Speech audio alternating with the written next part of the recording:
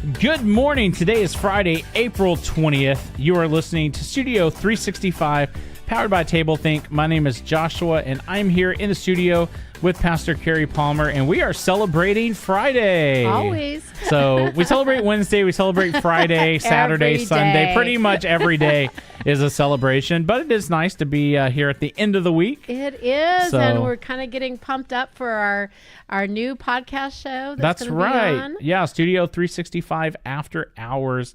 So make sure that you keep an eye out because we want you to subscribe to that, and that's going to be a really fun show. It is. So do you have weekend plans? I haven't really figured out yet what I'm going to do.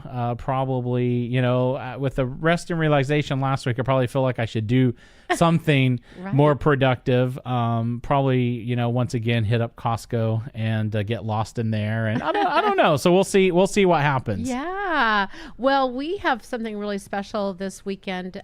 We are actually celebrating one of our friends who it's been a year since she passed, and we're all getting together and fixing a big meal and releasing balloons and just celebrating the impact that she's had in our life. Very cool. Yeah. So it's just, she would celebrate with us, I'm Right, sure, on the right. other side. Yeah. Yep. So we're pretty excited, and I'm excited about today's message, and it really is the fact that God is the God of more, that if we could see beyond this moment, we would see that God has so much more for us, and that wants us to live the best life and wants to bless us. And I think that it's so often in this world of negativity that we can feel like God wants to condemn us. And so what our message really today is about the fact that we can relax, that God will fight for us. Yeah.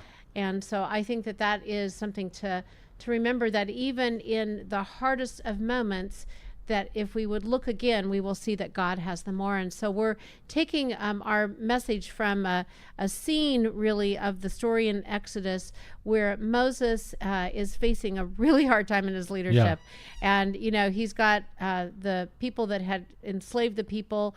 They're chasing after them, and he's moving what has been estimated up to 2 million people. And he comes to the Red Sea it's kind of like the biggest oops ever, okay. Yeah. Now what am I going to do?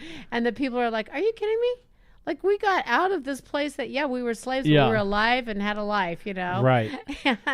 And so he comes to this moment and he says, don't be afraid. Just stand still and watch the Lord rescue you today.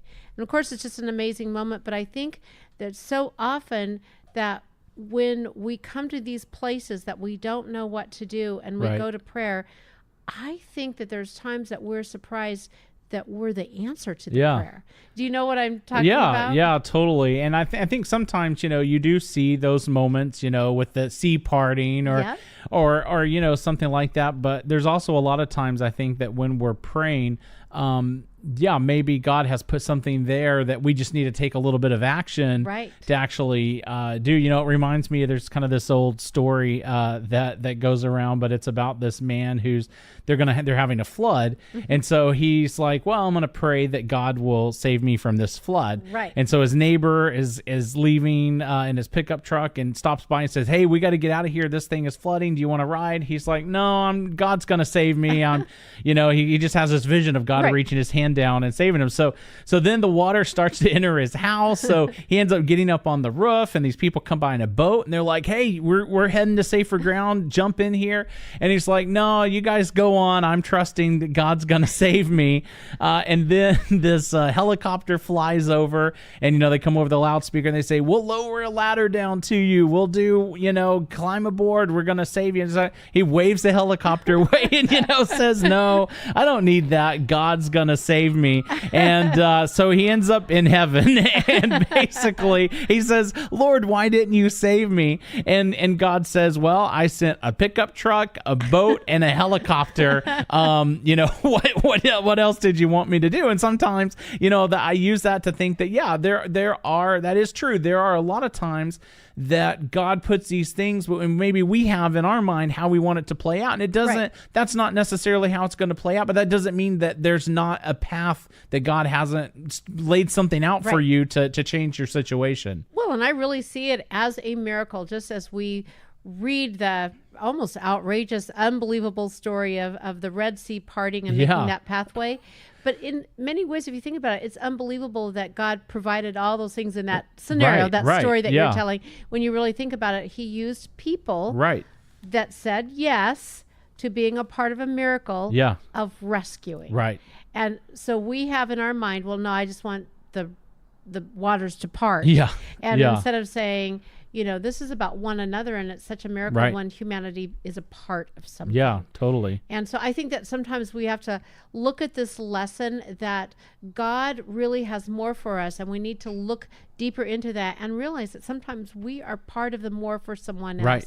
So Joshua and friends, I will speak to you tomorrow in Studio 365. What a great message, and thank you so much for listening today to Studio 365. We trust that this has been an encouragement to your day. Make sure to tell a friend or someone else about this podcast if it has been encouraging to you, and we want them to be on board as well. So, hey, we will see you tomorrow morning right back here for Studio 365. Have a great day.